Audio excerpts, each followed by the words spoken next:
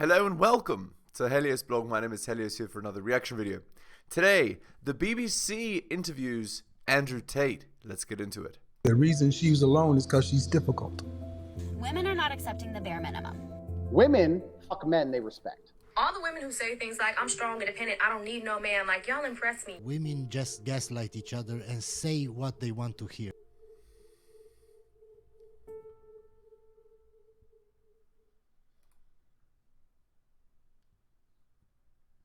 So here, let me read this. BBC's been begging Andrew Tate for an interview for the last 6 months. Begging! They sent a list of sanitized questions and promised a fair and balanced interview. Tate finally agreed to their begging, and they ignored all of their promised questions and attempted a hit job. Here's what happened.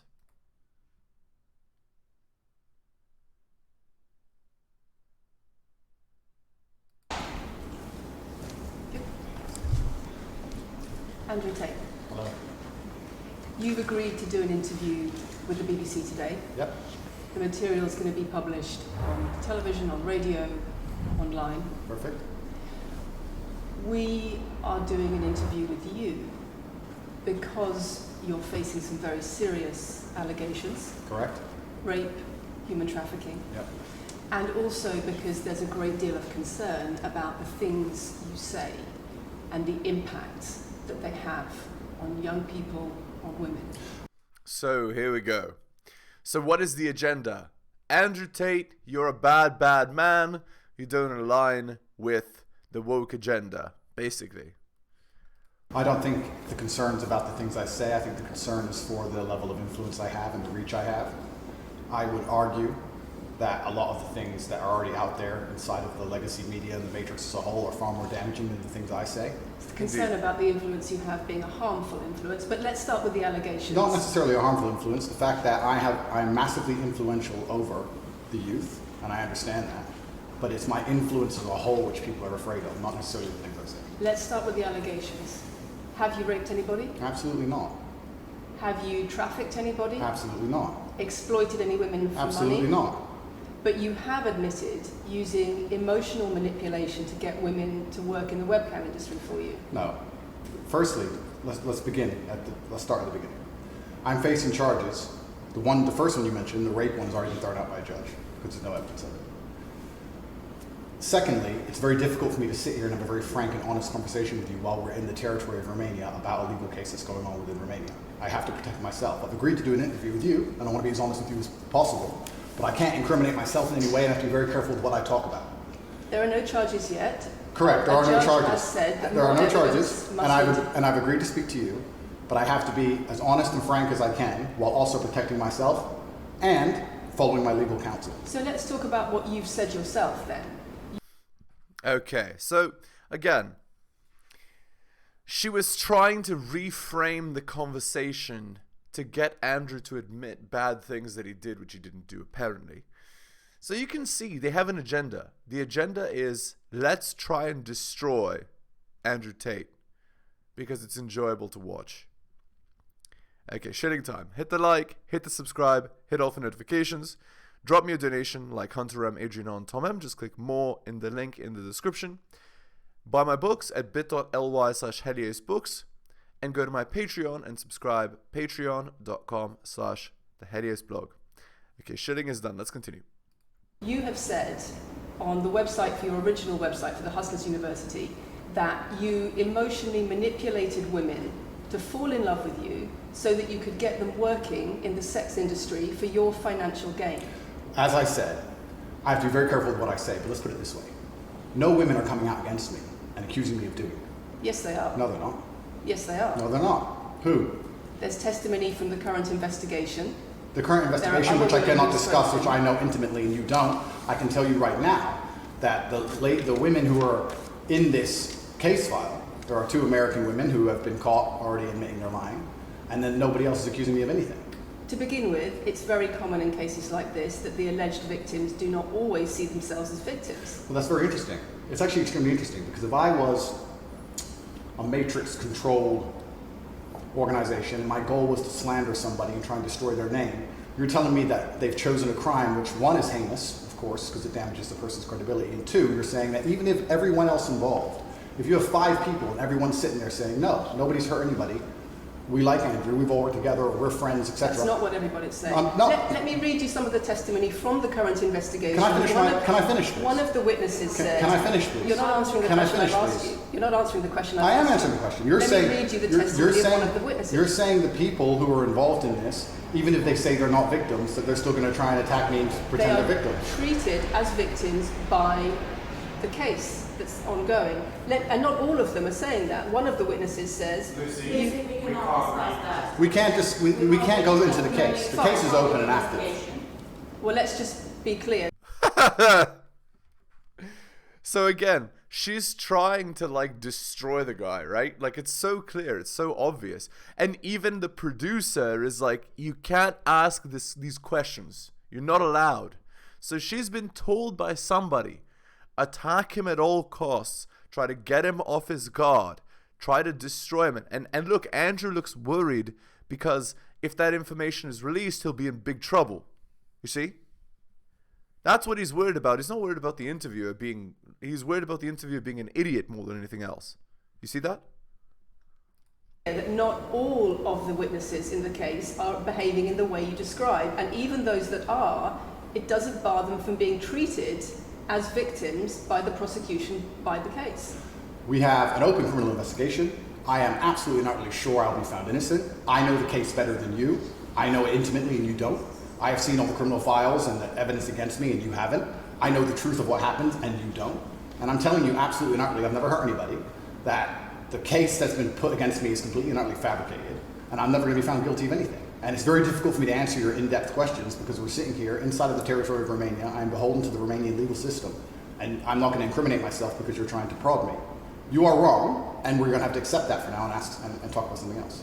Let me read you then what you have said about what you have done. Sure. You have said, my job was to meet a girl, go on a few dates, sleep with her, get her to fall in love with me to the point where she'd do anything I say, and then get her on webcam so we could become rich together. I don't think that's what I personally said. I think that's exactly what no, you said. That's no, I've never said that. That's something that you found on the internet. Doesn't mean I've said it. And again, once again, if any female on the planet has a problem with me, I strongly recommend her to go to the police and try and pursue me for criminal charges. It's actually very interesting that me, one of the most famous people in the world, who's been vilified by the legacy media and places all over the internet, while everyone has attacked me from every single angle, while federal agencies from multiple countries have called over 2,000 women who know me, we stand here with 0 new accusations since my arrest. 0. If you took any famous person, any man of substantial wealth, and you called 2,000 women who knew him, you'd find an ex-girlfriend is upset, somebody who wants money who's upset. They called 2,000 people who knew me and could not find a single woman to make a new complaint. The only complaints they have against me are the initial complaints, which we can prove are lies, and that's where it stands. So Interesting, right? And then what are we to think? So what is the purpose, right? The purpose of this interview is destroy Andrew Tate at all costs. We want his blood, right? He cannot be allowed to have so much influence, right? So we're going to slander his reputation in the worst way we know how. He is an A word. He is an M word. He is an R word, you know? And obviously, like, he would have been charged, tried, and thrown in a metal box if that were the case. So,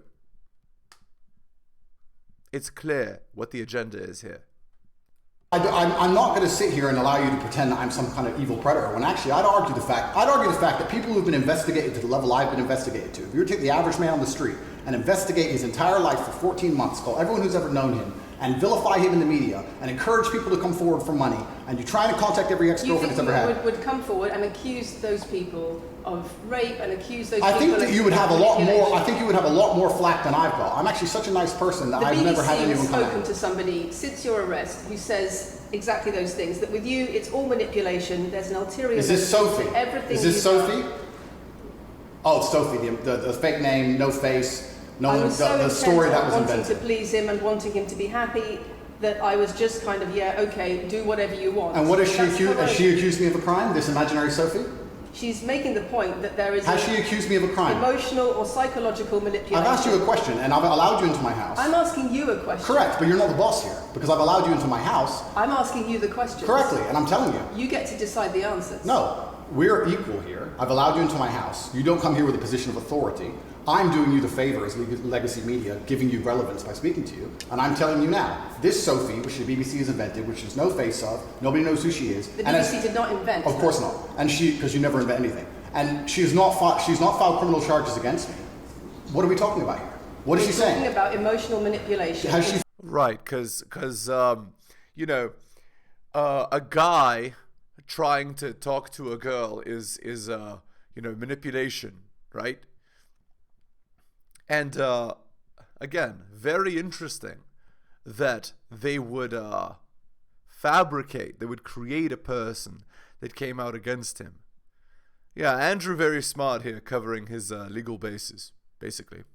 The sex industry for your financial gain. Absolute garbage. She has not filed criminal. This person, if they exist, has not filed criminal charges against me. I welcome anybody who believes I've harmed them, male or female, any point in the past, to file criminal charges against me. I will fight them. I know who I am, and I know what I've done, and I know the truth, and I know that I'll be found innocent of this attack. The reason I'm being attacked is because of my massive influence, not because I've ever hurt anybody. And for you to sit here and say that everybody around you is saying you're innocent, but that doesn't matter because the state will say they're victims, and they're just going to grab everybody you know and call everybody victims, even if they say they're not, and try and put you in jail. You are describing a matrix attack. You're not describing human trafficking. I'm describing women who are going to court to accuse you of rape and human trafficking. We will see what women go. We will see what women go to court at the end of this trial. We'll see which women go to court. Can I finish, please? We'll see which women go to court. I'm describing women who are going to court to accuse you of rape and human trafficking. Sophie hasn't gone to court. Sophie doesn't exist. And I'm describing women who have spoken to the BBC at length. Sophie doesn't exist. And other media organisations about what they say is emotional manipulation and coercion. And I'm quoting back to you your own words where you describe They're not my words. Coercion. They're words you found. found. They're words you found on the internet, and Sophie doesn't exist. On your so let's move on to the next in subject. your voice. Move on to the next subject. No, I think I'll stick on this one for a minute. See, this is so effectively. What is this? This is a frame battle, right? The BBC is trying to use its frame and influence, right, to get Andrew to fall into their frame, which is, you're a bad man, agree and give us the information we want, right? And he's saying, I'm not a bad man. They're trying to say that I'm a bad man, but it's wrong. And let's move on to the next topic. And she's refusing because her job that she's paid to do is to destroy Andrew's reputation at all costs. It's slander, right? And the irony is that it's coming from one of the, quote unquote, greatest news sources. Make of that what you will. So there's other places in that same website where you say you get girls to fall in love with you and they do it because they love you, because they want to do what you say. Convincing women to take part in some kind of business arrangement doesn't work long term because they're emotional. You've got to get them to fall in love with you. That's coercion, that's emotional manipulation, that's abuse. What you've found are clips from the internet, some text from the internet, and you're going to sit here and tell me that that's the reason I should be your website, your words. It's not my website. Yes, it is. No, it's not. Check my website. Next. It's the website you've taken down, and I wonder why those comments have been taken down. No website's been taken down. My website is the same. It's been the same for a very long time. The comments on this website, on the original website, have been taken down, and I wonder why. You are accusing me, I'm guessing, what you're trying to say is you're accusing me, and you're trying to say that I'm guilty of the things I'm accused of, and I'm emotionally manipulating people. I'm saying that you have said you emotionally manipulated people here for your own financial gain. No, absolutely not. And I'm asking you about that. Absolutely not is the answer. I look forward to the end of this trial. I look forward to clearing my name. I look forward to the BBC and the legacy media having to say not guilty and having to tell the truth. As I've said before, the only other person who's been found, despite absolute rigorous, destructive levels of investigation and prodding into my life, is this imaginary Sophie by the BBC who doesn't exist. And if you were to find any single other man on earth and try and analyze his life forensically to the level they've done mine, you would find genuine damage to people. I don't hurt people. It's not just... Thousands of women have come out in my defense. Thousands of women have come out in my defense, and you've not mentioned that. Thousands of women come out in my defense. Because The problem is when women accuse you of serious. Yeah. So again, it doesn't matter about like the general statistics, right? What matters is one false person or one one person goes against you, 1,000 people go for you. It doesn't matter. One person doesn't like you, so you're guilty. Obviously, that's ridiculous, right? It's hilariously ridiculous. But anyway. Now, of course, if the act is demonstrably proven against one person, there you go, right? But apparently, it is not the case. Serious crimes. Okay, And emotional but manipulation. let's agree that That's thousands the of women. problem. Let's agree that It's not the thousands. problem that some people say you haven't done it. It's a problem that some people say you have. Thousands of women come out in my defense, and as we stand right now, we have an open criminal investigation. The people who are involved in the criminal investigation are saying that we're not victims of anything. Andrew's fine, he's never hurt us. You're saying, no, I have the opposite to that. I have to counter that. I have someone called Sophie with no face, a fake name, who we've invented, and she's not accusing you of anything criminal. So I don't see the whole point you're trying to make You say you here. manipulate women, they say you manipulate women. Why wouldn't people think you do? I'm not here. Do you think I'm manipulating you? I'm asking you about the testimony you've given on your website and the testimony women have given You've about printed you. something off that you found on Reddit, and you're going to sit here and say that that makes me a bad person. I'm saying that you should know better as a journalist and do some proper journalism. Let's investigate the fact that I thousands. think you should answer my questions I am. properly. I already have, and we should move on. She's just trying to start an argument. It's not only about the criminal allegations. It's a much bigger issue. So again, the producers are. It's hilarious, isn't it? Because it's so clear she's been paid to follow a certain pattern of questions, right? The producers keep telling her, move on, stop trying to start a fight. He's literally given his answer. She doesn't accept it. She wants him to incriminate himself. She wants him to, you see? She's like getting annoyed that the guy, won't bend, right? He's not breaking. Why isn't he breaking? You've got children's organisations in the UK, you've got rape organisations in the UK, you've got the police naming you by name as someone who has a harmful influence on children and on women in the UK and elsewhere because of the things you say, because of the way you present gender relations, the way you say men should treat women. That's very upsetting. And the reason that's very upsetting is because I know that's not true. I'm genuinely a good person. I believe my impact on the world is positive. In fact, if you were to read the comment section of nearly any video I post, especially by the legacy media, 95% of the population agree with me. Most people know that the things I say are positive.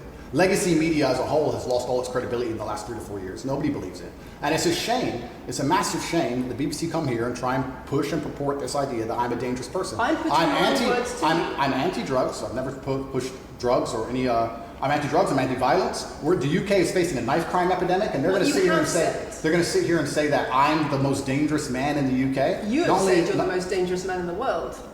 I've said I'm the most dangerous man in the world. You've also said that a woman's intimate parts belong to her male partner. I'm glad you find that funny. I find it funny that you're sitting here saying that I've said I'm the most dangerous man in the world, and you believe that's. When did I say that? I'm asking if you believe it. No, you said you're the most dangerous man in the world. Is that some kind of proof that I'm dangerous? Am I Dr. Evil now? I'm telling you that it's very upsetting that you're going to sit here and that certain organizations in the world are going to try and pretend that I'm the biggest force of evil on earth when I'm genuinely a force for good. You have said. I'm genuinely a force Not for good. what I've said. And the reason they're doing this is because of the massive influence I have over the youth, and they don't like that I'm telling the youth to think outside of the matrix and ignore things like the BBC, which come here with loaded questions and false narratives and try and paint innocent people as guilty. You've said women. So now we get to the root of the matter. Why did Andrew allow the BBC to interview him? Well, he's using the BBC like a politician would, right? He's deflecting all questions and basically doing a speech that clears his own name. You see what I'm saying? That's his strategy. And you can see it. He's dressed all nice, clear cut, clean, strong. And the whole point, Andrew's whole point of doing the interview is effectively to make a speech that says, I'm not guilty. That's what he's using the interview for. Women women's intimate parts belong to their male partner. I said that if a woman marries a man, she takes his last name and traditionally the man gives her away. I've been pushing traditional religious beliefs, because I'm a religious man, and traditional beliefs in regards to marriage, which everybody accepted 10 to 15 years ago. So that's not a crazy conspiracy theory. If you're going to sit here and say that me believing a woman should take a man's last name in marriage makes me the most dangerous man in the world, then you're just going to lose even more credibility than the BBC's already lost in the last 4 to 5 years. If that's your point, if that's your narrative you want to push, say that good men luck. should be able to sleep with a lot of women outside marriage. That doesn't sound very religious or very conservative. That's not what I said they should be able to. I said a lot of high-value men, a lot of rich men do it. And then we discussed at length on podcasts why rich men do it. And we also discussed why women decide to be unfaithful. It's not a gendered argument. We discussed unfaithfulness as a whole. What are the reasons and motivations for men, and what are the reasons and motivations for women? Because you have no time to actually, watch my content, because you have no time to actually watch my content at length and understand what I'm saying, you just come here with a small snippet which has been provided to you on a piece of paper. Saying it 3 times doesn't make it true. No, completely. You don't have a clue what I say or what I talk about. You never watch my content. You have small pieces of paper, small clips on a piece of paper, and you're trying to pretend I've said evil things. And then you're going to say I'm the most dangerous man in the world, which is truly laughable. You said that, not me. Okay. Do you believe I'm the most dangerous man in the world, Lucy? I'm not answering your questions. Well then we need to change the dynamic of this interview because, and I'll make this clear, I allowed you into my home. I'm doing you a favor, giving you the first interview I'm giving to the public. You don't come here with a position of authority. You're not the police. I don't respect the BBC. I don't know you. You do not come here with a position of authority over me. We are equals. We are people. We're citizens of the world, and we sit here as equals. And I see you as my equal. And if you ask me questions, I can ask you questions back. For you to come here and sit down and pretend you're the Gestapo and that you don't have to answer my questions is disingenuous because I don't owe you anything. Asking questions and you answer. But I don't owe however you want. This is a conversation. And I don't owe you any degree of authority over me. So let's make that clear. And that doesn't matter if you're a man or a woman or from the BBC or the CNN. I'm here to answer your questions and be honest with you and do you a favor. Great. And I'm doing you a favor. But you come here with loaded questions. You're trying to paint a narrative of me which is negative. I'm asking you about things you've said that people are concerned about. And that's fine. But you're not going to sit here and say you don't answer my questions because you're not above me. This is also not supposed to be a third degree. It's supposed to be a conversation. Absolutely. Well, it would help if you answered the question. I've answered every question so far. So, yeah, again, she's ordering him. So, again, what is she doing? She's using the BBC to give herself authority and trying to take the frame of you are to answer my questions, right?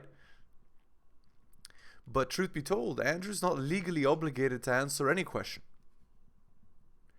And if he does answer a question, he can answer the question however he likes. Guys, take some good advice from this interview. Let me ask you another question. Sure. You have said that a woman's intimate parts belong to her male partner, and if she goes on OnlyFans, he is entitled to a cut of her income. You are extremely, it's very confusing to me why you're going to sit here, take long format podcasts I've done, which are 3 or 4 hours long, in context where I've sat with OnlyFans girls, 10 or 15 OnlyFans girls, where we've been joking back and forth, ignore every comment and satirical comment and sarcastic comment that the females have made, and then come along and say, you said this, and you're the most evil man in the world. I don't know if you understand what sarcasm is.